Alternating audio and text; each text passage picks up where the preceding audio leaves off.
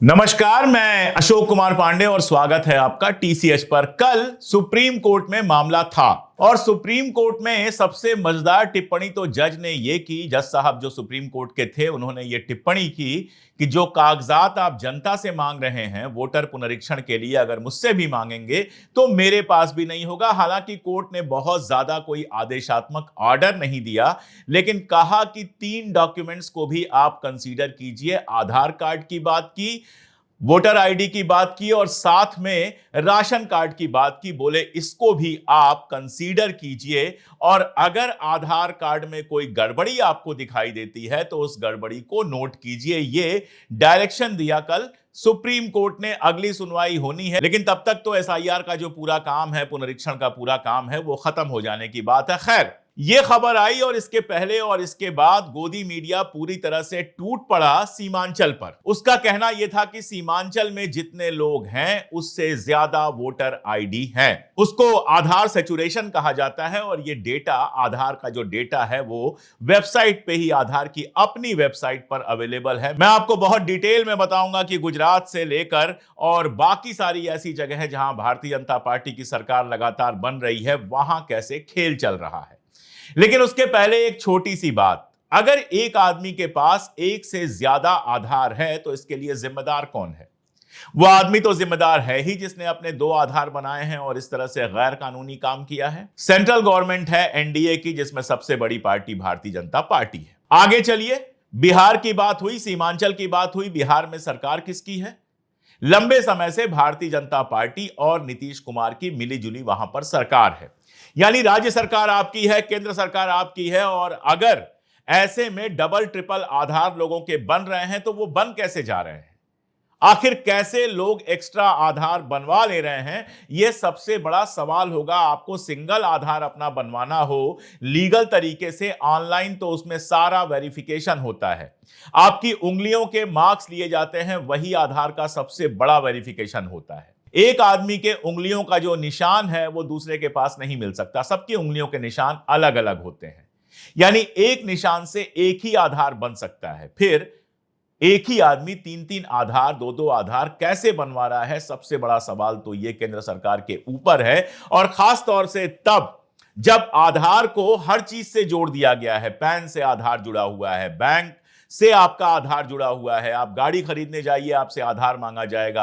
आप किसी काम के लिए जाइए, होटल में रुकने जाइए, आपका आधार मांगा जाएगा। हर जगह आपका आधार मांगा जाता है। हालांकि सुप्रीम कोर्ट ने यह भी आदेश दिया था कि बहुत सारे लोगों को इनमें से आधार मांगने का अधिकार नहीं है, लेकिन फिर भी आधार मांगा जाता है। आप मोबाइल की सिम लेने जाइए तो भी आधार मांगा जाता है। फिर आधार में जो ये गड़बड़ियां हो रही हैं, ये तो बेहद खतरनाक है। आप सोचिए, एक आदमी के नाम से 3 आई कार्ड हैं आधार के। एक जगह वो होटल में रुकता है और दूसरी जगह उसका आधार लेकर कोई और होटल में रुकता है और वहां से कोई कांड कर देता है, तो कितना कंफ्यूजिंग मामला हो जाएगा। ये तो एक सवाल हुआ। दूसरा सवाल हुआ कि सीमांचल को लेकर तो आप सवाल उठा रहे हैं, लेकिन बाकी सारी जगहें कैसे भूल जा रहे हैं? शुरुआत बिहार से ही कर देते हैं। बिहार में टोटल जो सैचुरेशन, आधार का सैचुरेशन बताया गया है वो 94% है। यानी बिहार में 94% लोगों के पास आधार है। अभी भी 6% लोग ऐसे हैं जिनके पास आधार नहीं है। अब बताया गया कि सीमांचल में एक से अधिक आधार वाले लोग ज्यादा हैं। ये जो नक्शा आप देख रहे हैं बिहार का, इसमें जो ज्यादा हरा वाला इलाका है वो इलाका ऐसा है जहां पर आधार सैचुरेशन ज्यादा है। मैंने एक एग्जांपल इसमें से कटिहार का लिया है, जहां पर 123% है। यानी जितनी जनसंख्या है उससे 23% ज्यादा लोग, 100 लोगों पर 123 आधार कार्ड है। चलिए, बिल्कुल सही बात है। लेकिन जरा नीचे आते हैं, पटना पहुंचते हैं जो वहां की राजधानी है। पटना शहर के अंदर जो सैचुरेशन है वो, या पटना जिले के अंदर जो सैचुरेशन है वो है 113%। यानी प्रॉब्लम सीमांचल की नहीं है, प्रॉब्लम बिहार की राजधानी पटना में भी है, जहां 113% रेट है सैचुरेशन का। यानी 100 लोगों पर 113 आधार कार्ड है। अब चलिए बेगूसराय चलते हैं। बेगूसराय बहुत मामलों में चर्चा पे रहता है। बेगूसराय में जो सैचुरेशन रेट है वो भी 115% है। यानी 100 लोगों पर 115 आधार कार्ड हैं। गोदी मीडिया से यह सीधा सवाल पूछना चाहिए कि कटिहार पर आप हल्ला कर रहे हैं, सीमांचल के दूसरे इलाकों पर आप हल्ला कर रहे हैं, बहुत अच्छी बात है। पटना और बेगूसराय को कैसे भूल जा रहे हैं आप? क्यों भूल जा रहे हैं? इसलिए कि सीमांचल में मुसलमान ज्यादा रहते हैं, पटना और बेगूसराय में मुस्लिम आबादी कम है, हिंदू आबादी ज्यादा है। इसलिए पटना और बेगूसराय पे सवाल नहीं उठेगा, सवाल उठेगा सिर्फ और सिर्फ सीमांचल पर। और ये तो सिर्फ बिहार की बात हो गई। वैसे पटना और सीमांचल की बात आई है तो आप याद कीजिए कि टाइम्स ऑफ इंडिया में खबर आई थी कि पटना में तो आधार कार्ड को माना जाएगा दस्तावेज, सीमांचल में नहीं माना जाएगा। यानी 115% पे आप मान लेंगे, 100 पे 15 ज्यादा जो हैं, 100 लोगों के पास 115 आधार है, वहां आप मान लेंगे। लेकिन सीमांचल में 100 पर 123 120 है तो वो आप नहीं मानेंगे। अच्छा चलिए, ये केवल बिहार का मामला तो है नहीं, कुछ भारतीय जनता पार्टी के शासन वाले राज्यों में देख लेते हैं। सबसे पहले आप देखिए हरियाणा में, जहां अभी चुनाव हुआ था और हरियाणा के चुनाव में भारतीय जनता पार्टी कायदे से जीती थी। हरियाणा में जो ये रेट है वो है 115%। यानी 100 लोगों पर 15 अतिरिक्त 100 लोगों पर 115 आधार कार्ड उपलब्ध हैं। हरियाणा चुनाव के पहले भी ये डेटा था। फिर हरियाणा के चुनाव में यह एसआईआर क्यों नहीं करवाया गया? हरियाणा के चुनाव में ये जो 15 एक्स्ट्रा लोग हैं उनको वोटर लिस्ट से बाहर करने का काम क्यों नहीं किया गया? ये पहला सवाल। अब आते हैं महाराष्ट्र पे। महाराष्ट्र में 104% है, यानी 100 लोगों पर 4 अतिरिक्त है। 100 लोग हैं तो 104 आधार कार्ड है। डेटा बड़ा तो नहीं है लेकिन है। और जब आप देखते हैं कि वोटर लिस्ट में लगातार नए नाम जुड़े हैं, फडणवीस साहब की विधानसभा में 26,000 नए वोट जुड़ने की खबर आई थी, तो सवाल फिर पूछा जाएगा कि आखिर महाराष्ट्र में यह पुनरीक्षण क्यों नहीं कराया गया? और उत्तराखंड में 109% है, 104% से भी ज्यादा, वहां भी नहीं कराया गया। अब चले आते हैं सीधे गुजरात पर, जहां ये अगर स्टेट लेवल पर आप देखेंगे तो 107% है, यानी बिहार से तो ज्यादा है।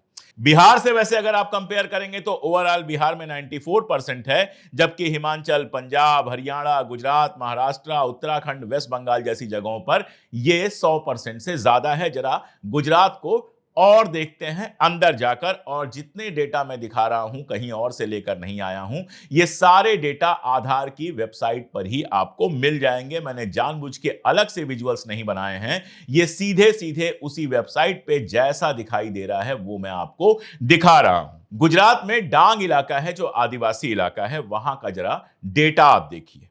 138%, 138% सीमांचल के किसी भी इलाके से ज्यादा यहां पर सैचुरेशन रेट है। यानी डांग में 100 लोग हैं तो 138 आधार कार्ड हैं। और डांग पर मत छोड़ दीजिए, जरा आगे बढ़िए आप। बनासकांठा में यह भी एक आदिवासी इलाका है, यहां पर 118% है। पाटन में चले जाइए, आदिवासी इलाकों को छोड़ देते हैं, पाटन में चले जाइए।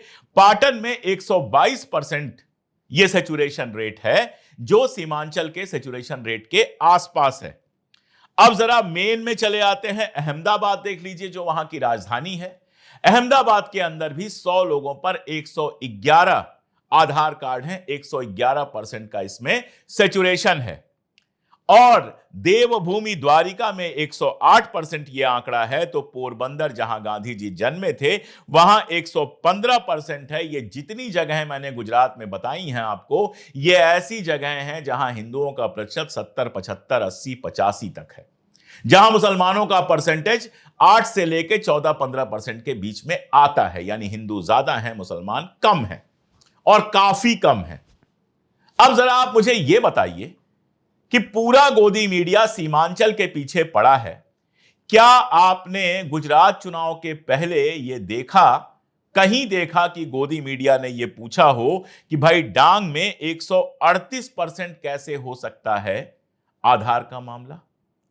या कभी गुजरात के चुनाव वोटर लिस्ट पर सवाल उठाया हो कि यहां डांग, बनासकांठा, पाटन, अहमदाबाद, देवभूमि द्वारिका और पोरबंदर जैसे इलाकों में जो आधार का प्रतिशत है वो 100% क्रॉस कर गया है, और काफी क्रॉस कर गया है। आधार से थोड़ा आगे चलते हैं, मध्य प्रदेश चलते हैं, जहां भारतीय जनता पार्टी की लंबे समय से सरकार है। कांग्रेस की सरकार बीच में आई थी, लेकिन उसके बाद कांग्रेस की सरकार गिरा दी गई और फिर से भारतीय जनता पार्टी की सरकार आ गई। शिवराज सिंह चौहान मुख्यमंत्री थे, उनको बदलकर मोहन यादव जी को वहां का मुख्यमंत्री बनाया गया है। जो मैं खबर आपको दिखा रहा हूं वो दैनिक भास्कर की खबर है और यह खबर बताती है कि मध्य प्रदेश के अंदर 1696 1696 ऐसे पते हैं, ऐसे एड्रेस हैं जहां 100 वोटर रजिस्टर्ड हैं। समझ रहे हैं इस बात को ना? अगर आप कोई भी वोटिंग लिस्ट देखेंगे तो उसमें एक पता होगा। जैसे मान लीजिए कि मेरे घर का पता है XYZ, तो मेरे घर में जितने लोग रहते हैं वो उसी पते पर रजिस्टर्ड होंगे। एक घर में जितने लोग रहते हैं वो एक पते पर रजिस्टर्ड होंगे। यहां किस्सा यह है कि एक एक पते पर 100 लोग रजिस्टर्ड हैं। आप बताइए कौन से घर ऐसे होते हैं जहां एक घर में 100 आदमी होते हैं, लेकिन 100 लोग एक एक घरों में रजिस्टर्ड हैं। और ये एक आध जगह हुई गलती नहीं है, ये 1696 जगह हुई गलती है। और इसमें जो नगर निगम शामिल हैं उनका नाम सुन लीजिए। ग्वालियर है, इंदौर है, भोपाल, जबलपुर, उज्जैन, सतना, खंडवा और बुरहानपुर। ये लगभग सारी वही जगह हैं जहां हिंदुओं की जनसंख्या 70, 75, 80, 85% है। तो ये सारा फ्रॉड कहां चल रहा होगा? प्रॉब्लम यह है कि कोई ये सवाल नहीं पूछ रहा कि आखिर आधार में गड़बड़ी कैसे हो रही है। क्या यह देश की सुरक्षा के लिए खतरा पैदा नहीं कर सकता है? आखिर एक एक आदमी के 4-4, 3-3, 2-2 आधार कौन बना रहा है? UDAI का दावा है कि उसका जो आधार का डेटा है वो पूरी तरह से सुरक्षित है। उसका यह दावा है कि आधार बनाने की जो पूरी प्रक्रिया है वो साइंटिफिक प्रक्रिया है और बिल्कुल सुरक्षित है। और जब हम आधार बनवाते हैं तो यही लगता है कि हां भाई बिल्कुल सुरक्षित होगा। हमारी उंगलियों के निशान लिए जाते हैं, आई स्कैन की जाती है, तस्वीर ली जाती है, वही तस्वीर आधार पर होती है। आप अपने घर से जाकर तस्वीर नहीं दे सकते। और फिर जब उस आधार का कहीं वेरिफिकेशन कराना होता है तो आप अपनी उंगलियां पंच करते हैं और आराम से वेरिफिकेशन हो जाता है। अगर सेंट्रल गवर्नमेंट के दफ्तरों में आप जाएंगे तो वहां आधार से कनेक्शन कर दिया गया है। जो अटेंडेंस प्रणाली है वहां पर सिर्फ आपको अपने आधार नंबर डालना होता है और अपने अंगुली का निशान लगाना होता है और मामला क्लियर हो जाता है, आपको एंट्री मिल जाती है। तो आधार ऐसी ऐसी जगहों पर एंट्री दे रहा है।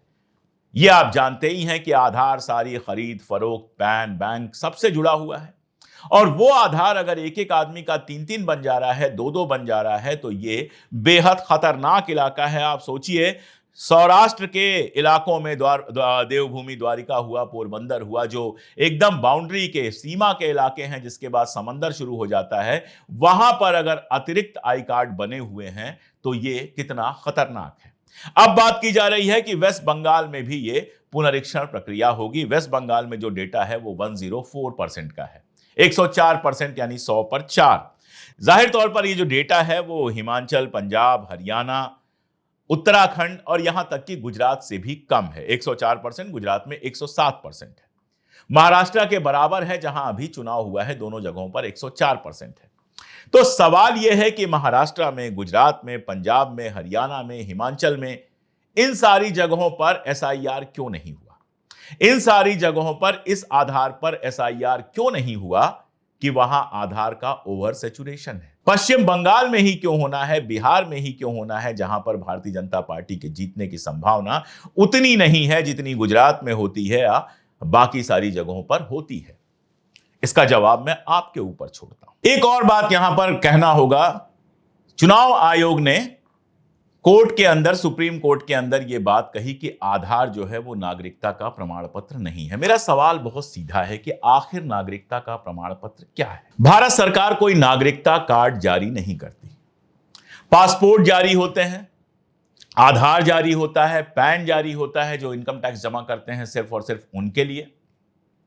वोटर आई कार्ड बनता है जो वोटिंग करने वाले हैं, और राशन कार्ड बनता है। ये सारी चीजें होती हैं, कुछ और चीजें होती हैं। इनमें से किसी को भी कहा जा सकता है कि यह नागरिकता का प्रमाण पत्र नहीं है। आप ये नहीं कह सकते कि राशन कार्ड फर्जी नहीं बनते हैं। आप ये भी नहीं कह सकते कि वोटर आई कार्ड फर्जी नहीं बनते हैं। बंगाल में ममता जी ने यही सवाल उठाया था कि एक ही यूनिक आईडी पर कई लोगों के वोटिंग है, कई लोगों का वोटर कार्ड है। पासपोर्ट तक जाली बनते हैं। ये किस्से हमने बार बार सुने हैं कि जो तस्कर होते हैं वो कैसे जाली पासपोर्ट बनाते हैं, फिल्मों में तो खूब दिखाते हैं, असलियत में भी होता होगा। तो इनमें से कोई भी कार्ड ऐसा नहीं है जो जाली नहीं बन सकता है, कोई भी कार्ड ऐसा नहीं है जिसकी कॉपीज नहीं बन सकती हैं, जो फ्रॉड नहीं हो सकता है। तो सवाल है कि हमारी नागरिकता का प्रमाण पत्र क्या है? किस चीज को माना जाए कि यह हमारी नागरिकता का प्रमाण पत्र है? सरकार एक बार अपने स्तर पर क्लियर कर दे कि आपके पास एक दस्तावेज कोई बता दे कि यह फला वाला दस्तावेज होगा, तो आपको नागरिक माना जाएगा। या फिर आधार को खत्म करके एक ऐसा कॉमन कार्ड सबके लिए इशू हो जाए, नया तरीके से बन जाए, जिसको नागरिकता कार्ड कहा जाए और एक बार में सारी प्रॉब्लम सॉल्व हो जाए। झारखंड चुनाव होगा तो घुसपैठ की बात की जाएगी, बिहार का चुनाव होगा तो घुसपैठ की बात की जाएगी, कहीं चुनाव होगा तो घुसपैठ की बात की जाएगी, जबकि घुसपैठ रोकने की जिम्मेदारी तो सेंट्रल गवर्नमेंट की है।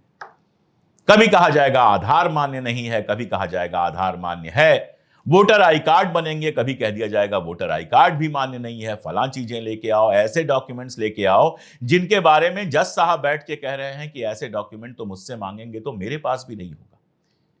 तो ये तो लोगों से मताधिकार छीनने का मामला हो गया। ये तो ऐसा मामला हो गया कि लोगों को वोट देने से रोका जा रहा है। और अगर ये प्रक्रिया चलनी है तो अखिल भारतीय स्तर पे चले, एक बार चले, साल 2 साल जितना चलना है चले, और उसके बाद उस पर ब्रेक लग जाए। चुनाव के 2 महीने पहले, 1 महीने पहले, जब वक्त बहुत कम है, जिसको सुप्रीम कोर्ट ने भी माना, इस तरह की प्रक्रिया चलाना बिल्कुल भी कहीं से भी सही नहीं ठहरता। लेकिन हमारा गोदी मीडिया इसमें हिंदू मुसलमान ढूंढ लेता है, सीमांचल के डेटा लेकर आता है और रात भर आराम से तमाशा मचाता है। लोगों को लगता है सीमांचल में तो बहुत गड़बड़ी है, क्योंकि लोगों को पता नहीं है कि उससे ज्यादा डेटा तो डांग का है। उससे ज्यादा डेटा तो आपको मिल जाएगा बनासकांठा में, पाटन में और तमाम सारी जगहों पर। उसको यह नहीं पता है कि पटना के अंदर भी यह डेटा 113% है, बेगूसराय के अंदर 115% है। लेकिन सवाल सिर्फ सीमांचल पर उठेगा क्योंकि वहां पर मुसलमान है। इसके आगे मैं क्या बोलूं? यह अपने आप में सारी बात कह देता है। हमारी गोदी मीडिया मुसलमानों के खिलाफ, किसानों के खिलाफ, दलितों के खिलाफ, अल्पसंख्यकों के खिलाफ, किसी के भी खिलाफ जा सकता है।